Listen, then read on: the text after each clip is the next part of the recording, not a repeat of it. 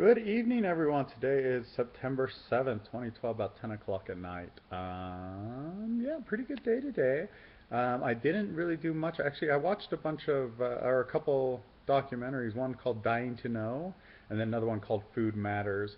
And I've had a lot of, like, me and my wife have been talking a lot, I mean, Paula have been talking a lot about, well, I'm watching all these documentaries about, on the food side and everything like that.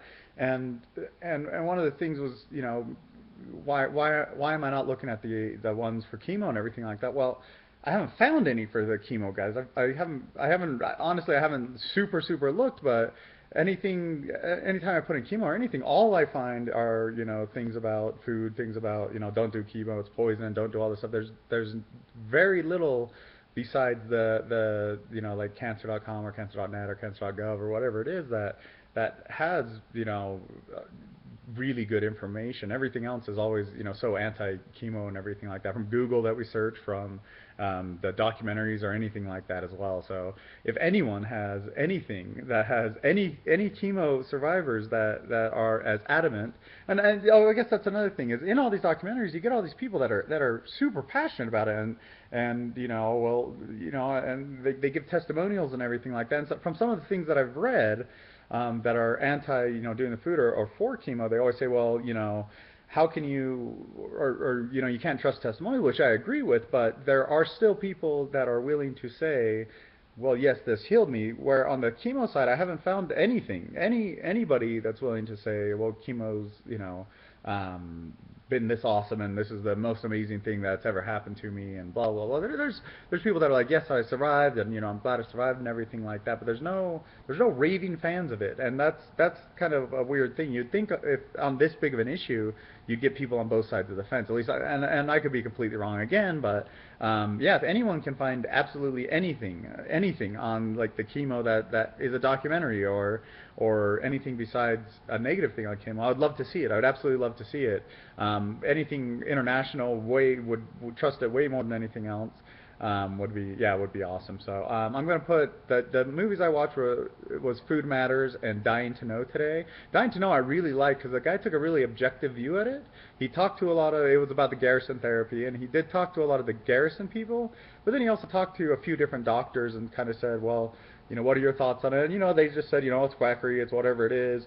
And, he did, well, what would make you change your mind, everything like that. Well, this type of study, blah, blah, blah, blah. And then he went to Japan and actually found these studies that, doctors are doing in hospitals and, using the therapy, and they're coming up with good results and everything like that. And so, just interesting. So if you have the chance, read it. Some other ones that I have read or I've watched, excuse me, in the past have been Fat, Sick, and Nearly Dead. I watched, I think, yesterday, which was really good. Another one called Food Inc. and then Forks Over Knives as well. And I'll put all these in the link below, so you'll see that as well. Today we went to Sub-Zero. They actually have dairy-free ice cream there, so they make it out of some coconut milk or something like that. Isabel and Paula got some. It was pretty good. How am I feeling? I got a question actually from my brother. He said, how often are you going to be checked out to make sure the cancer hasn't come back? I'm probably going to do, they suggest like 3 months, 6 months, or 3 months for the first year, every 3 months for the first year, 6 months for the next 2 years, and then a year after that. But then I read something in the links I gave over the last couple of days. One of the links was talking about the scans and everything, and they were saying, well, even with the scans, 78% of the people still find the melanoma themselves because of some expression.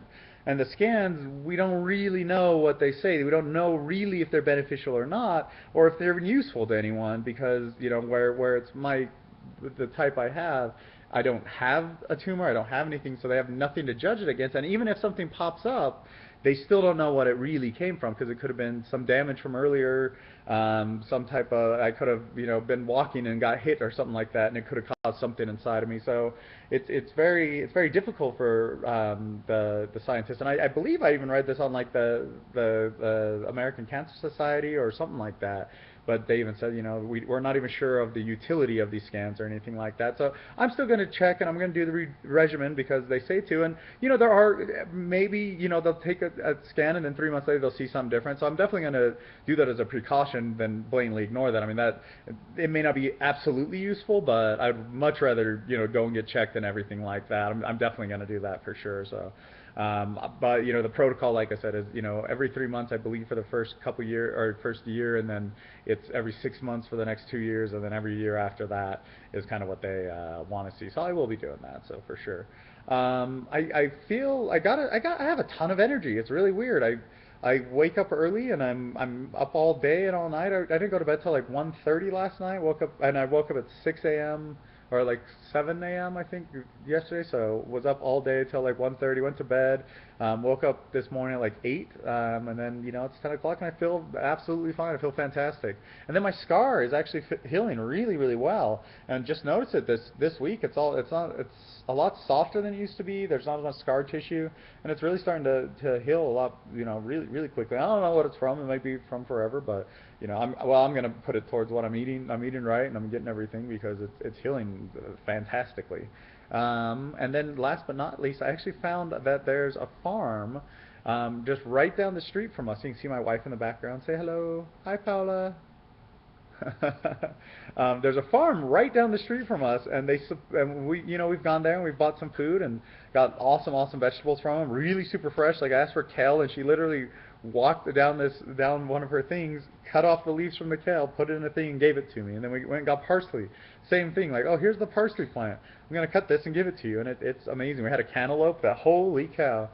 Paula's been craving cantaloupe, and it was one of the best cantaloupes I've ever had. But the farm actually supplies food, and one of the guys, it was down there, one of the cooks was down for one of the best restaurants me and Paula have ever been to. It's called Forage here in Utah, and I guess they supply the food to there, and yeah, it's amazing, and we're super lucky that it literally is within walking distance of our house. So we're gonna start getting all our vegetables and fruit, or veggies from there, because that's what they grow, and then fruit we still got to figure out where to get that. But we're buy a lot of our stuff from Harmon's, because they have certified organic stuff and everything like that. So anyway, yeah, hope everyone's doing well, and happy Friday. Have a good weekend if you guys don't check this. So we'll see y'all later. Peace out.